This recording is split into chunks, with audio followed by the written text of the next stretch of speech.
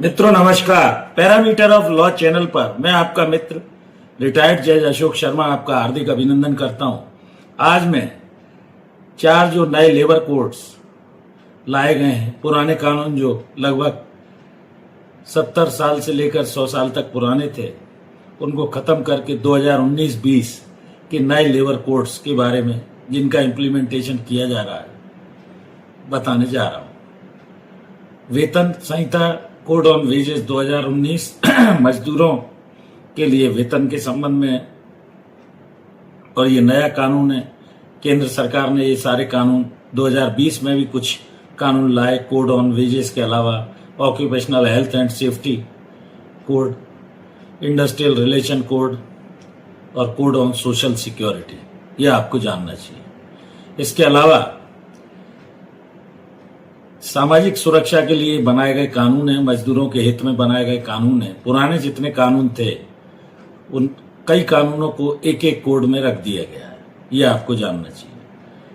दूसरा, अब appointment letter नियोक्ता को कर्मचारी को देना आवश्यक होगा। पहली चीज, न्यूनतम मजदूरी कम से कम जो फिक्स है वो देनी ही होगी।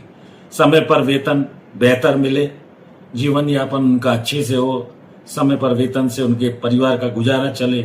स्वास्थ्य और सुरक्षा के बारे में 40 साल के उम्र के बाद के जितने श्रमिक हैं उनका एनुअल हेल्थ चेकअप हो। ये सब व्यवस्थाएं इसमें रखी गई हैं। महिलाओं को रात की शिफ्ट में अगर उनकी सहमति है तो काम करने दिया जाएगा। गिग वर्कर्स और प्लेटफॉर्म वर्कर्स की सुरक्षा का भी प्रोविडेंट फंड, बीमा वगैरह इनका होगा। कानून के का पालन आसान होगा। एक जगह रजिस्ट्रेशन वगैरह जो भी है वो होगा। और इंस्पेक्टर कम फैसिलिटेटर नाम दिया गया है। इसका अर्थ है जानकारी सुविधा वो उपलब्ध कराएंगे। अनुमति से इंस्पेक्शन होगा। उद्योगों के लिए मददगार होगा। कर्मचारी अपना कोई भी सेवा से संबंधित मामला 2 सदस्यों का जो ट्रिब्यूनल बनाया जाएगा उसके तहत ले जा सकेंगे। तो ये सब व्यवस्थाएं इसमें रखी गई हैं। उद्योगों को बेहतर पूंजी निवेश करने का अवसर दिया गया है।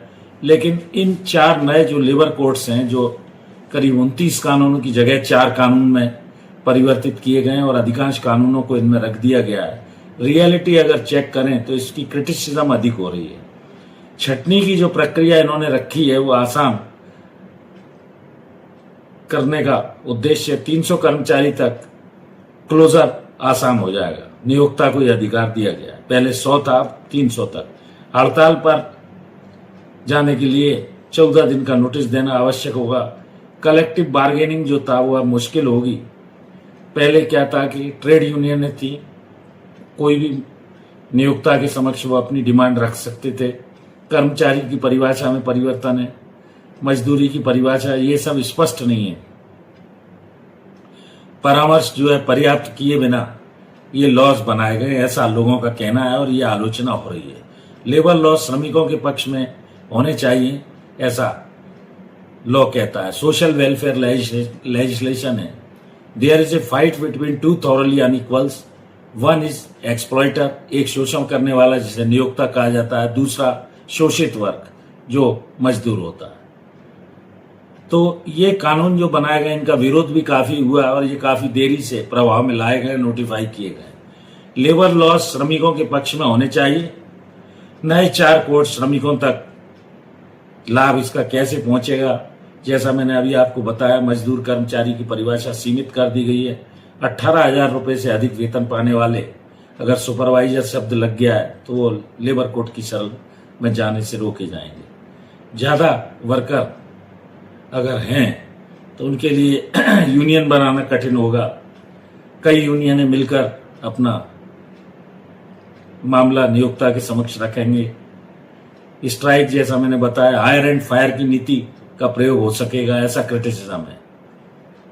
और इनके जो लेबर राइट्स हैं, मजदूरों के अधिकार, स्वतंत्रता के समय से चले आ रहे हैं। बहुत सारे संगठनों ने मांग की। बॉम्बई जो संगठन के भारतीय मजदूर संघ के थे, उन्होंने भी इस बारे में डेमोक्रेसी को कमजोर करना इन कोड्स के बारे में कहा गया है।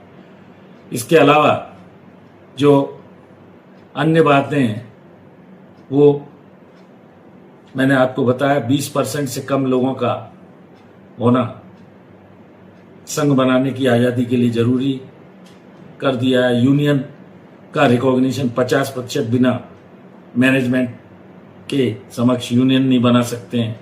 ये कुछ रेस्ट्रिक्शन लगाए गए। मजदूर की नौकरी अब कॉन्ट्रैक्चुअल अधिक कर दी गई है। 6 माह से 11 महीने तक का उनको अपॉइंटमेंट दिया जाएगा, जो हायर एंड फायर कहा जा रहा है। उसके अलावा रिट्रेंचमेंट के लिए 100 मजदूर जो थे अब वो 300 वर्कर्स कह दिया गया। उसमें अब शासन की अनुमति उससे कम पर जरूरी नहीं है। फैक्ट्रीज में 10 और 20 जो परिभाषित थे वर्कर्स, उनको अब 20 बढ़ा दिया गया उनकी संख्या को। Prescribed by the state government कर दिया गया, राज्य सरकार के हाथ में होगा। एम्प्लॉयड सुविधाएं वगैरह जो है वो कुछ कम हो गई हैं, और जो ऑफेंसेस वगैरह थे उनमें कंपाउंडिंग और उनको कर दिया गया है, फाइन को भी कम किया गया है। तो अगर रियलिटी चेक करें तो ये क्रिटिसिज्म कहीं कहीं ठीक भी नजर आ रही है। लेकिन अब सरकार ने ये कानून लाए, कितने ये सफल हो पाते हैं इम्प्लीमेंटेशन प्रैक्टिकल वे में, रियलिटी चेक अगर देखें तो कुल मिलाकर इसका क्या प्रभाव होगा, आपका इस बारे में क्या मत है। जुड़े रहिए ऐसी ही सब संपूर्ण जानकारी के लिए पैरामीटर ऑफ लॉ चैनल से मैं हृदय से आभारी हूँ, और इसी तरह के वीडियोस आपके आग्रह पर बनाता आ रहा हूँ। जुड़ जाइए पैरामीटर ऑफ लॉ चैनल से। सिल्वर बटन आ चुका है, 1 लाख से अधिक सब्सक्राइबर हैं। आपका स्नेह प्राप्त हो रहा है, इसके लिए मैं साधुवाद देता हूं, आपको धन्यवाद देता हूं। एक और अनुरोध, मेरी धर्मपत्नी श्रीमती अर्चना शर्मा का भी यूट्यूब पर चैनल अर्चना आरटी अप के नाम से है। कृपया उस चैनल को भी देखिए, उसके वीडियोस देखिए, लाइक कीजिए, शेयर कीजिए। इस वीडियो में यहीं तक, फिर नए विषय के साथ आपके समक्ष हाजिर होता हूं। धन्यवाद। इस वीडियो में यहीं तक, नमस्कार।